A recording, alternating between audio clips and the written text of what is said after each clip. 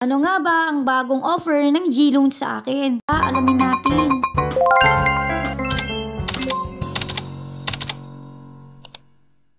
So ito na nga, last January 29 ay may video ako na nag-full payment ako sa aking G-Loan. Dahil nga nag-full payment ako na mas maaga, hindi ako pwedeng makapag-reloan agad kasi nga meron pang evaluation. After 2 days ng evaluation sa akin, ay naging okay na yung G-Loan ko at na-offeran ako ng worth na 10,000. Payable in 9 months at merong interest na 3.99%. Dahil from 25,000 naging 10k na lang yung credit limit ko, medyo nababaan ako doon at nag-hesitant ako na mag-reloan agad. Naisip ko na patagalin ko na muna siya at wag ako agad-agad mag-reloan kasi malay nyo diba tumaas yung offer. Actually talaga yung credit limit lang yung inaasahan ko na sana tumaas. Dahil wala naman ako magawa at hindi ko nga sigurado kung sure yun, hinayaan ko na lang muna. So ngayon February 14, 16 days na yung nakalipas, naisipan kong i-check yung G-Loan ko. Dito hoping ako na sana tumaas yung credit limit ko. Kasi malay mo naman, di ba? Tapos ayun nga, nagulat ako kasi naging 20,000 na agad yung credit limit ko. Unang napansin ko talaga ay yung credit limit ko na 20,000 which is tumaas talaga. Nung tinignan ko, payable na siya hanggang 9 to 12 months. Tapos yung interest niya is 3.59% na lang,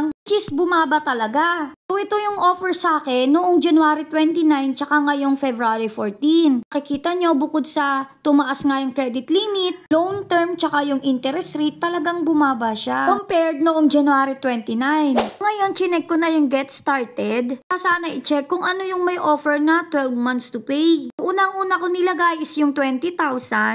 At lumagbas nga agad na ito yung 12 months to pay. At kung makikita ninyo, 3.09% ang interest kada buwan. So magiging 2,285 siya per month. Hindi ko sure kung tama yung kwenta ko ha. Magiging interest niya per month ay papatak ng 619 pesos. Siyempre meron pa rin siyang processing fee na 3%. Equivalent sa 600 kaya ang total amount na marireceive natin ay 19,400. Next naman na itatry ko is yung 5,000. Kasi yung amount na tinignan ko, magkano yung magiging monthly na unang offer sa akin. Kung makikita natin, 9 months pa rin siya babayaran at 736 na lang siya per month. Yung unang offer sa akin para sa 5,000, loob ng 9 months ay 756. Tapos ang processing fee is 3% pa rin, worth 150.